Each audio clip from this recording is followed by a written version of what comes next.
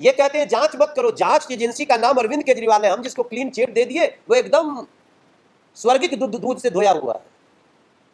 तब मुझे आप सबके समक्ष ये जानकारी रखनी है कि आज जो सीबीआई की रेड है, इससे इतना क्यों घबराए हुए हो Arvind Kejriwal ji, Manish ji? It is just inquiry, आप उनका जवाब दीजिए। लेकिन जवाब नहीं देंगे, क्या करेंगे? ये देखो जी, न्यूयॉर्क टाइम्स में छपा है। अच्छा, अब हमको हमारे देश को न्यूयॉर्क टाइम्स के सर्टिफिकेट दोगे आप अरविंद केजरीवाल? न जाने भारत के खिलाफ कितने फेक और नेगेटिव न्यूज के जिम्मेदार न्यूयॉर्क टाइम्स का सर्टिफिकेट आप लो अरविंद केजरीवाल जी, भारत को जरूरत नहीं है। हमें अच्छी तरह पता है कि आपकी पेड न्यूज की क्या मास्टरी है, लेकिन हम उसमें जाना ही नहीं चाहते। आप क्यों बता रहे हो? क्या ये शिक्षा नीति पे कोई घोटाला है, उस पर सीबीआई रेड हुआ है? क्या स्वास्थ्य का घोटाला है, उस पर कोई सीबीआई रेड हुई है? नहीं साहब, ये रेड हुई है शराब नीति के ऊपर, जिसमें करोड़ों का घोटाला है। 8,000 करोड़ तो सामने दिख रहा है, लेकिन अब ये समझते हैं कि चूंकि अरे भाई छोड़ो ना, मुझे शराब नीति हमने वापस ले ली, अब क्यों हमको जान के लाले पड़े हुए हैं? भाई थोड़ा सा छानबीन हो जाने दिया जाए। आप जांच से भाग रहे हैं, इसलिए हम कहना चाहते हैं कि ये पूरी दाल की पूरी हंडी ही काली है और दूध का दूध पानी का पानी होना चाहिए।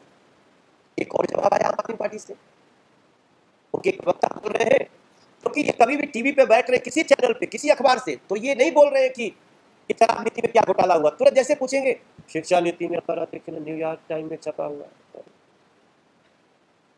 न्यूयॉर्क टाइम में छपा, खलीजो टाइम में छपा है, दोनों फोटो हुआ एक ही है। जब यहाँ एक बच्ची को लगाए हुए, दूसरी बच्ची वहां भी। अब इतना इनकी पत्रकारों की कमी हो गई है क्या खलीज टाइम्स और न्यूयॉर्क टाइम्स को? क्या आपका एक word to word, photo to photo एकदम वही छापते हैं? छोड़ दीजिए, माफ करिए, हमको न्यूयॉर्क टाइम्स और किसी टाइम्स का सर्टिफिकेट नहीं चाहिए। लेकिन जो दूसरी बात आज आम आदमी पार्टी ने बोला है बहुत इंपॉर्टेंट है साथी। इनसे जब कई चैनलों ने पूछा कि भाई आप ये बताओ ना कि जो आपकी योजना इतनी अच्छी थी शराब नीति, वापस क्यों लिया जांच शुरू होते ही? तो ये कहते हैं हमको सीबीआई और ईडी से डरा दिया गया, इसलिए हमने वापस ले लिया। एक लाइन इनकी पूरी इस मोडस ऑपरेंडी क्राइम को एक्सेप्ट करने के लिए काफी है। सीबीआई और ईडी किसी को डरा देंगे और डर जाएंगे, लेके भाग जाएंगे अपना। इसका मतलब कि आपने दिल्ली के खजाने की, दिल्ली के टैक्स पेयर्स की बड़ी लूट की है, जिससे बचने के लिए आप सोचे कि भैया हम छोड़ देते हैं, अब इसमें जांच मत करो।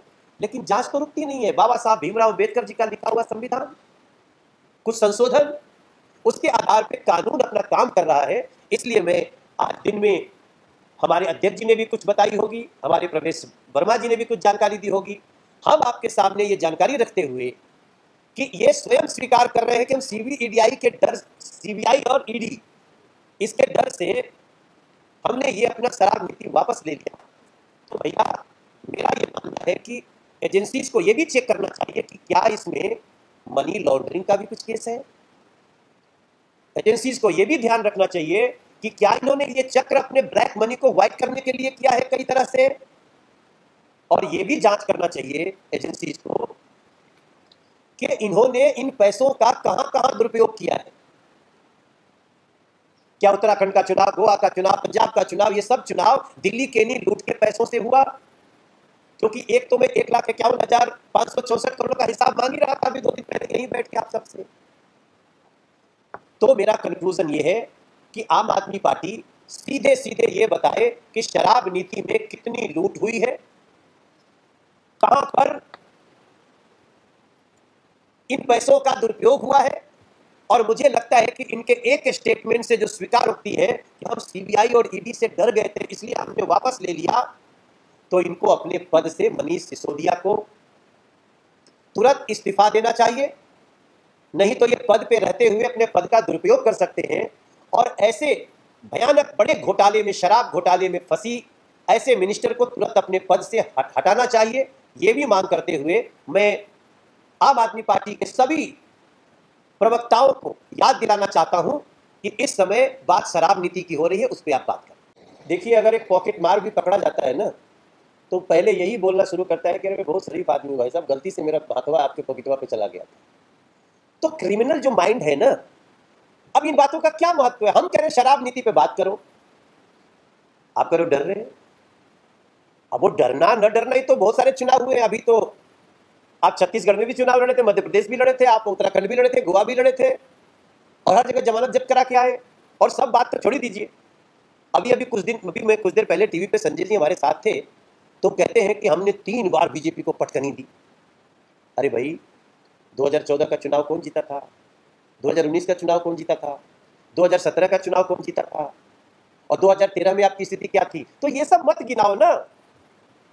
हम पूरी बात कहेंगे तो आपको बहुत शर्म आएगी कि आप 70 में 67 सीट लाने के बाद भी विधानसभा में एमसीडी में 272 में 67 पार्षद नहीं मिले थे आपको।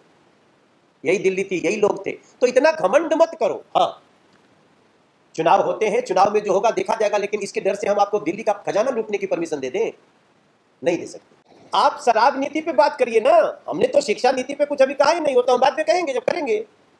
लेकिन ये तो वही बात हुई ना कि आपके पिताजी का क्या नाम है, तो आप बोले कि मेरे नाना फलाना थे। बाबूजी के नाम पूछा था, नाना के नाम बताओ पड़ा। तो ये जो बातें हो रही है ना, दैट इज वो एक आइडेंटिटी है क्रिमिनल माइंड्स की। वो कभी इस मुद्दे पे नहीं ठहर रहे, वो दुनिया भर की बातें करेंगे। इनकी करनी तो ये है ना कि 3 महीना में पंजाब में क्या हुआ, मुख्यमंत्री जहां से सीट छोड़ के आए वो सीट में हार गए। ये इनका विकास का मॉडल है, सफलता का मॉडल है। अरे भैया छोड़ो, शराब नीति पे जवाब दीजिए। और मेरा बार बार कहना है कि शराब नीति पे हमको भी मत जवाब दीजिए, जो आपके घर में बैठे हैं उन्हीं को जवाब दीजिए। जो माँ अपने बच्चे को भविष्य को लेकर के चिंतित थी कि 21 साल में जो शराब पीने का नियम था उसको 18 साल में ही पी सकते, ऐसा नियम कर दिया दिल्ली सरकार ने, जहां पे 3 बजे रात तक शराब की दुकानें खुली रखने का निर्देश दिया गया दिल्ली में।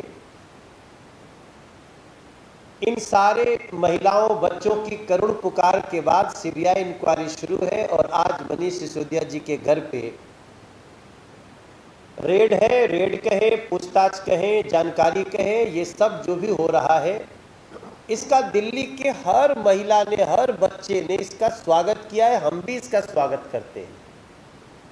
कहते हैं कि जो सांच है उसको किसी बात की आँच नहीं है। आज मैं आप सबको एक छोटी सी जानकारी देना चाहता हूं कि जब शराब नीति पर सीबीआई इंक्वायरी के बाद ये रेड पड़ी है, तो अक्सर आम आदमी पार्टी के नेता ये कह रहे हैं, मेरा न्यूयॉर्क टाइम में छपा है, वो जरा पढ़ो, मेरा ये स्वास्थ्य नीति है। अरे भाई, ये जो सीबीआई की इंक्वायरी हो रही है, सीबीआई की रेड शराब नीति पे है। ये किसी शिक्षा नीति, स्वास्थ्य नीति पे नहीं है। ये जो आपकी शराब नीति थी उसके ऊपर सीबीआई इंक्वायरी हुई थी 22 जुलाई 2022 को, और आज जो भी रेड है उसमें शराब नीति का जवाब दो। अब कई लोग जो इसको सिलसिलेवार ढंग से समझना चाहते होंगे, उनके लिए मैं छोटी सी जानकारी देना चाहता हूं कि ये शुरू हुआ था 2021 के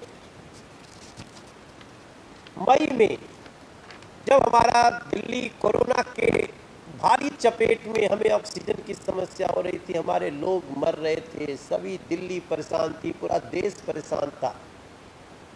उस समय कोरोना का इलाज कैसे हो, ऑक्सीजन कैसे आए, इसकी बजाय मनीष सिसोदिया जी शराब नीति बनाने में मशगूल थे और दिल्ली के शराब व्यापारियों का सरकार को मिलने वाला जो फीस था 145 करोड़, उसको छूट दे दिया। दिल्ली कैबिनेट ने सिसोदिया जी को शराब नीति में मनमाने बदलाव करने की उसी मई 2021 में गैर कानूनी मंजूरी भी दे दी। तब एलजी ने इस पे आपत्ति दर्ज किया। जब एलजी ने आपत्ति दर्ज की तो इनको लगा ये तो बड़ा गड़बड़ हो गया, तो इन लोगों ने कैबिनेट से वो फैसला वापस ले लिया। लेकिन गैर कानूनी शराब माफियाओं के, लीकर माफियाओं के पक्ष में ये लगातार नियम बनाते रहे, उनको सहायता देते रहे। चूंकि कैबिनेट से फैसला वापस ले लिया था, इसलिए इसकी लीगलिटी पे बहुत बड़ा क्वेश्चन मार्क था। और 8 जुलाई 2022 को दिल्ली के चीफ सेक्रेटरी ने एलजी से शिकायत की और बताया कि कैसे सिसोदिया जी के गैर कानूनी ऑर्डर से सरकार को भारी नुकसान हो रहा है। क्योंकि आप सबकी जानकारी में होगा, मैं once again I want to repeat कि इनकी इस शराब नीति से शराब की बिक्री 60% से 87% बढ़ गई, लेकिन दिल्ली सरकार का राजस्व 80% घट गया। ये कौन सी शराब नीति थी? इन लोग कसीदे काटने में इतने आगे थे, आप सभी यहाँ पत्रकार जो भाई है उनको भी पता है, और जो टीवी चैनलों के मार्फत सोशल मीडिया से जो लोग सुन रहे हैं उनको भी पता है कि कैसा बढ़ चढ़ के हर कॉन्क्लेव में, हर मीटिंग में, हर इंटरव्यू में मनीष सिसोदिया जी, अरविंद केजरीवाल इस शराब नीति का बखान करने में लगे रहते थे, और गलियों में महिलाएं रो रही थी। कई जगह तो महिलाओं पर लाठीचार्ज करने के लिए इन लोगों ने पुलिस को कहा। भारतीय जनता पार्टी के प्रचंड विरोध के कारण हमने किसी के ऊपर लाठी नहीं बरसने दी। उसके बाद की घटना को याद करिए, जैसे ही चीफ सेक्रेटरी ने एलजी को शिकायत की कि इससे भारी नुकसान हो रहा है, गैर कानूनी ऑर्डर था, लीगल नहीं है, तो अरविंद केजरीवाल पकड़े जाने के डर से तुरंत कैबिनेट की मीटिंग बुलाए। ये 8 जुलाई 2022 की चीफ सेक्रेटरी के शिकायत के बाद 14 जुलाई को कैबिनेट की मीटिंग बुलाई जाती है और इसको कैबिनेट का जामा पहनाने की कोशिश की गई। तब तत्कालीन जो हमारे 2022 में जो हमारे एलजी साहब थे, उन्होंने देखा कि भाई ये लोग लीपा पोती कर रहे हैं, दिस इज नॉट गुड, दूध का दूध पानी का पानी होना चाहिए। इसलिए 22 जुलाई को एलजी साहब ने दिल्ली शराब घोटाले में सीबीआई जांच की सिफारिश कर दी। अब सवाल उठता है कि जब सीबीआई इंक्वायरी सिफारिश कर दी गई कि जो भी सत्य हो सामने आए, तो जो अरविंद केजरीवाल जी, जो मनीष सिसोदिया जी इसी शराब नीति के गुण गाते नहीं थकते थे, उन्होंने तुरंत 4 दिन के अंदर इस शराब नीति को वापस ले लिया। क्या दिल्ली को आप इतना बेवकूफ समझते हैं अरविंद केजरीवाल जी, मनीष जी? अगर आपके तर्क में शक्ति थी तो आप सीबीआई हो, ईडी हो, दुनिया की कोई एजेंसी हो, आप उसको तर्क से बता सकते हैं कि नो, ये रेवेन्यू बढ़ाने वाला है, क्यों हम इसको छोड़े, क्या गलत हुआ है, क्या घोटाला हुआ है। लेकिन चूंकि इनको एजेंसीज का सामना करने के लिए लीगली ये इतने कमजोर थे, बहुत बड़ा घोटाला था, क्योंकि ये कहे थे इससे 2000 करोड़ रुपया आएगा, और जब ऑडिट हुआ तो पता चला इससे तो 10,000 करोड़ रुपया आना चाहिए। तो 8,000 करोड़ किसके पॉकेट में जा रहे थे? चूंकि इस बात को सिद्ध नहीं कर सकते, इसलिए अरविंद केजरीवाल जी ने शराब नीति वापस ले ली। उसी दिन दिल्ली के हर महिला जो रो रही थी शराब से, हर बच्चा, हर मंदिर वाला, मस्जिद वाला, गुरुद्वारे वाला, स्कूल वाला, उसने समझ लिया कि जांच के नाम लेते ही शराब नीति का वापस होना, इसमें बदलाव लाना, ये बता रहा है कि दाल में कहीं न कहीं कुछ काला है। और जब थोड़ा कदम आगे बढ़ाते हैं तो पता चल रहा है कि पूरी दाल ही काली है।